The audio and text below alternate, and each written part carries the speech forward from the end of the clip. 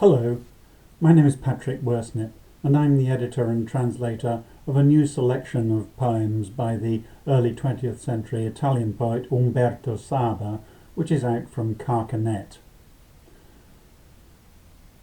Mine is a name you may very well not have heard of unless you happen to be either an assiduous reader of PN Review over the last few years, or a devotee of the ancient Roman poet Propertius, or someone who followed international news stories very closely over the period ranging roughly from 1971 to 2012. Let me explain. I came to verse translation by a rather roundabout route.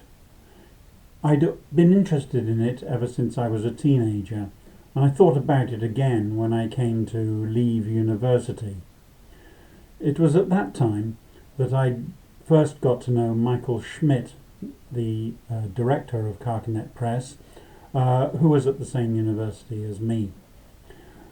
I discussed with him a few projects that I might get engaged in, and I also submitted to Daniel Weisbord, who was then the translation editor of Carcanet, then in its infancy, a few poems by Saba.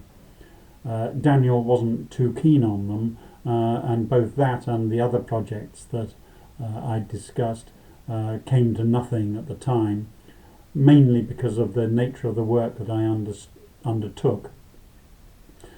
I decided that since poetry probably wasn't going to pay the rent, I should take a job that involved writing but would bring in an income, and decided to become a correspondent for the international news agency Reuters.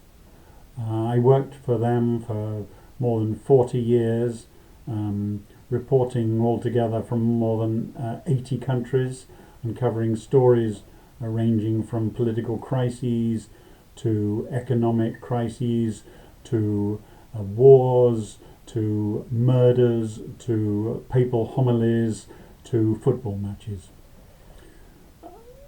Eventually, when the time came to leave Reuters in 2012, the idea of translating poetry came back to me as something I might engage in as a second career, so to speak. And it was then that I made contact once again with Michael, after an interval of some decades, and put to him a proposal to translate Propertius, the first century BC Latin love poet. He invited me to have a go, and after some years, ultimately in 2018, the book was published. It was then that I turned back to Saba. Those early versions that I had submitted to Daniel Weisbord fortunately had disappeared, never to be seen again shortly after that, and I made a fresh start, and I've been working on and off on Saba for the last few years. Why Saba?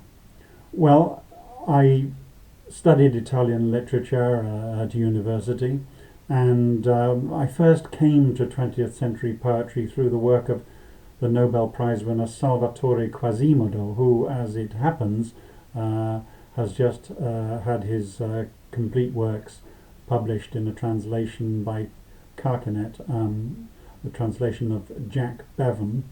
And much as I admired Quasimodo, I saw him as a figure, in a sense, on a pedestal, making his hermetic utterances, which, though very striking, were not always that easy to interpret.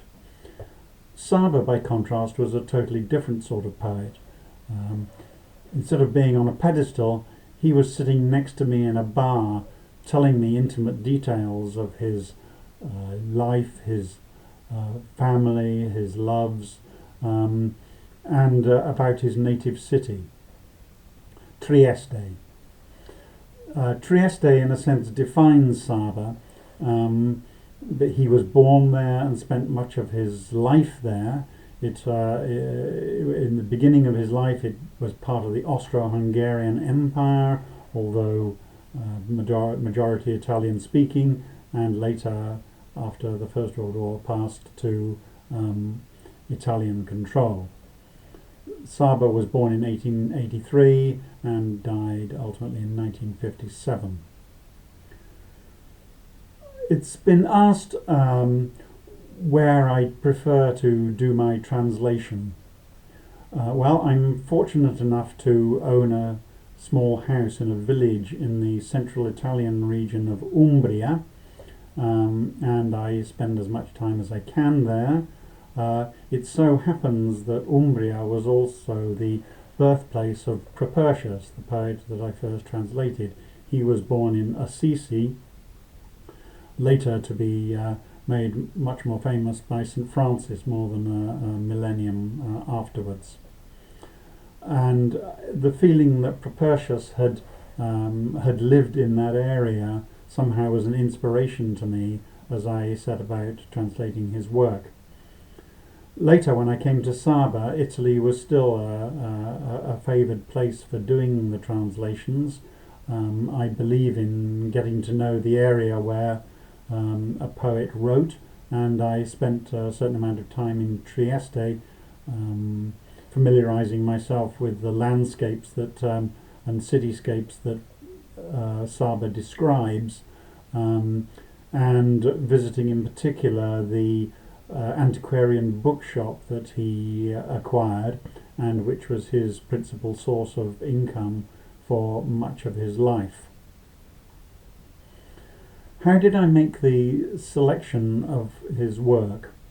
Well, I started off by going for the poems which were best known. I do believe that public opinion ultimately is the best judge of literary merit. So I spent quite a lot of time reading Italian blogs and looking at anthologies, both professional and amateur, to see which poems Italians themselves liked best. I took account of Saba's own views, of course, not that I always agreed with them, but ultimately this has to be a personal selection. I was very concerned only to translate those poems that I felt I could tackle successfully. Some, though certainly fine poems, I felt I couldn't do justice to. That includes a number of the longer poems. When I say longer, I mean are in the nature of 400 to 500 lines, which it seemed to me didn't work in English, or at least in my English. If asked what my favourite poem is, I'd have to say I think that it's probably a poem called Winter Noon, or Mezzogiorno d'inverno in Italian, which describes how Saba is sitting in one of his favourite cafes on the main square of Trieste, and is looking out of the window, and there he sees a child's balloon floating across the sky. And that brings him infinite sadness when he thinks of the grief of the small boy who has let it slip from his hand. It's a favourite poem because it's set in his cityscape of Trieste, which plays such a prominent role in his poetry, but also it encapsulates his ability to feel for another human being, in this case a small boy, and to somehow make that boy's grief universal. Saba gets at what the ancient Romans called the lacrimae rerum, the tears in the fabric of things, the common sorrows of humanity. Trieste is perhaps the main leitmotif of his work, along with his family, his wife Lina, his daughter Linuccia, and his circle of friends. It was part of the Austro-Hungarian Habsburg Empire when he was born there, later passed to Italy. It has a complicated history, the sort you'd expect of a place that's on the borders of the Germanic, the Slavic and the Latin worlds. Not that Saba himself gives much hint of the Austro-Hungarian aspect of Trieste. It was majority Italian speaking when he lived there, and is now, after many vicissitudes, part of Italy. But its position on the fringes of Italy, it's in the northeast corner jutting into Slovenia, is very much reflected by him. He himself described it as a provincial backwater and said that being born there in 1883 was like being born anywhere else in 1850. But it did also mean that he felt more Italian than he might have felt had he been in mainstream Italy. And this is reflected in his decision to follow very much the traditions of Italian poetry in terms of the forms, the rhyme, the metre, when most of his contemporaries in other poetic movements like Hermeticism, modernism and crepuscularism, many of those poets were going for free verse and a totally modernistic approach.